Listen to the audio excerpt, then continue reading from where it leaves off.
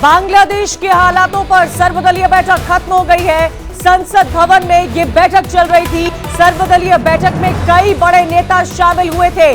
सूत्रों के हवाले से जानकारी मिल पा रही है कि विदेश मंत्री ने इस बैठक में कहा कि हालात पर भारत की नजर लगातार बनी हुई है।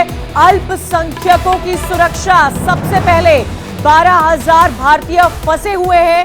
शेख हसीना गरुड़ कमांडो की सुरक्षा के साथ दिल्ली में है। विदेश मंत्री की तरफ से यह बयान सामने आया है। हालांकि आपको यह भी अपडेट कर दें, यहां पर सर्वदलीय बैठक की तस्वीरें आपको दिखा रहे हैं। विपक्षी पार्टियों के बड़े बड़े नेता के साथ साथ सत्ता पक्ष के कई बड़े नेता इस सर्वदलीय बैठक में मौजूद रहे।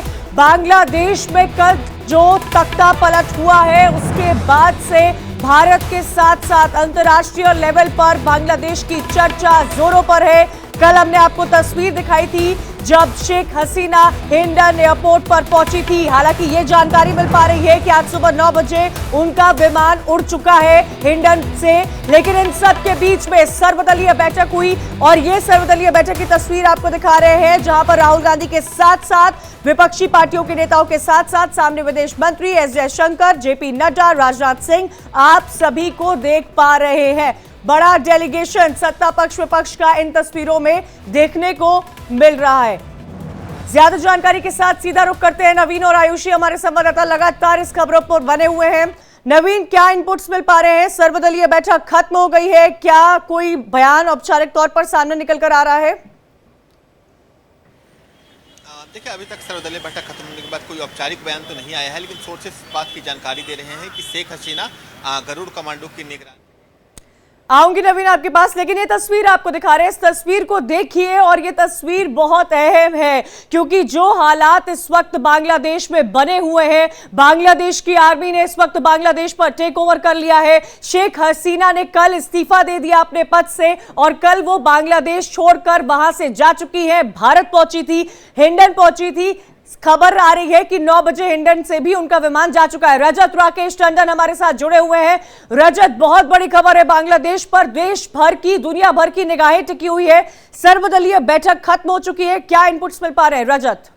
देखिए, 3-4 चीजें हैं। जितने फ्लोर लीडर्स थे उनको फॉरेन मिनिस्टर एस जयशंकर ने ब्रीफ किया है।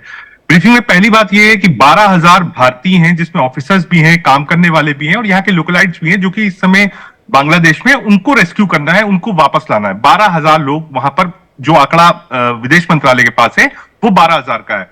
दूसरी बड़ी बात ये कही है कि हाँ, शेख हसीना इस वक्त दिल्ली एनसीआर में है, सेफ हाउस में है, और ये भी है कि वो जब तक रहना चाहे रह सकती हैं। जिस भी कंट्री में उन्हें जाना है, जब उन्हें परमिशन मिलेगी तब वो जा सकती हैं। फिलहाल वो भारत में है और भारत को कोई आपत्ति नहीं है कि शेख हसीना जब तक चाहे यहां रह सकें। तीसरी चीज, उनकी सिक्योरिटी के लिए गरुड़ कमांडोज लगाए गए हैं जो उनको सिक्योर करे हुए हैं और सिक्योर पैसेज प्रोवाइड करेंगे जब वो यहां से किसी और देश मूव करना चाहें।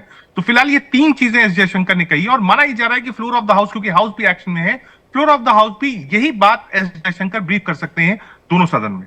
रजत, एक जानकारी यहां पर क्लियर कीजिए क्योंकि बहुत सारी खबरों का इन्फ्लो लगातार हो रहा है। क्या इस वक्त शेख हसीना भारत में है?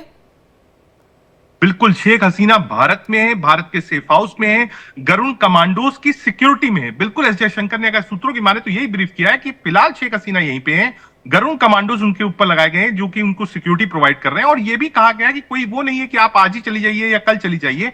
बिल्कुल साफ तौर पर है कि जब तक वो रहना चाहे रह सकती हैं, वो किसी और कंट्री में जाना क्योंकि रजत देखिए, पहले भी ऐसा हुआ है जब भारत ने शेख हसीना को शरण दी थी। 6 साल का लंबा वक्त उन्होंने यहां पर गुजारा है। आज क्या वो वक्त दोबारा दोहरता हुआ नजर आ रहा है आपको? साथ ही ये भी, इस बात पर भी हमें फोकस देना होगा कि इंडिया और बांग्लादेश के बहुत ही घनिष्ठ रिश्ते हैं। देखिए, फॉर्मेशन ऑफ बांग्लादेश पे अगर आप जाएंगी तो फॉर्मेशन ऑफ बांग्लादेश की शुरुआत ही आप कहिए हिंदुस्तान की तरफ से करी गई थी। दूसरी बात यह है कि जो एक इमोशनल टच है वो शेख हसीना का यहाँ के नेताओं के साथ भी है और दोनों देशों के बीच में भी है, देश के साथ साथ व्यक्तिगत टच भी है।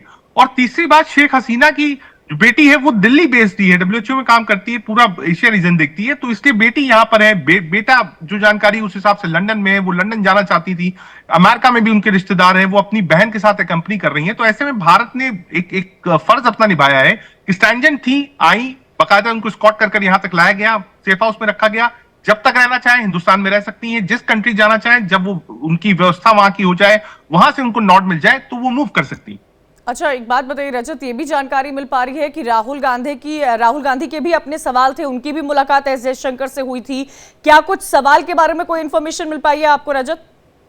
देखिए, क्योंकि ये राष्ट्रीय सुरक्षा का मसला है, इसलिए आप देखिए कि इस ऑल पार्टी मीटिंग के बाद भी किसी भी विपक्ष के नेता ने कुछ बोला नहीं है। अगर आप ठीक से देखिए, नेशनल सिक्योरिटी का इशू है, नेशनल सिक्योरिटी के इशू पे अब तक किसी भी नेता ने कुछ भी नहीं बोला है। लोग इंतजार कर रहे हैं कि फ्लोर ऑफ द हाउस एक बार पहले एस जयशंकर कोई बयान दे दे, और जहां तक मेरी जानकारी है कि विपक्ष जो है वो सरकार के साथ इस मुद्दे पर खड़ा हुआ है।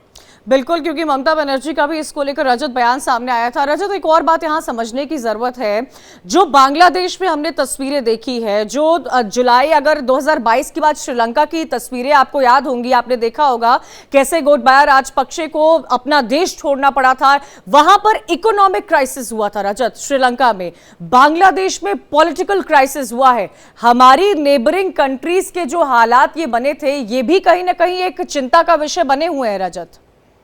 देखिए, दो चीज है, जब भी पॉलिटिकल क्राइसिस होगा उसके बाद बिल्कुल रिएक्शन में इकोनॉमिक क्राइसिस होना ही होना है। जिस तरीके से डेथ लोन्स चाइना ने इन्वेस्ट किया है बांग्लादेश के भी अंदर, वो आज नहीं कल अब बांग्लादेश को और वहां की जनता को झेलना पड़ेगा। कोई ये कहे कि पॉलिटिकल क्राइसिस के बाद आप बिल्कुल स्मूथली आपकी इकोनॉमी चल जाएगी, तो ये फिजिबल नहीं होता। ये बिल्कुल रेट्रोगेटिव होता है कि अगर पॉलिटिकल क्राइसिस है तो इकोनॉमिक क्राइसिस होगी। हाँ। ठीक है रजत, ठीक है, शुक्रिया जानकारी देने के लिए। तो देखिए, सर्वदलीय बैठक में क्या कुछ चर्चाएं हुई है उसकी जानकारी रजत राकेश टंडन दे रहे थे।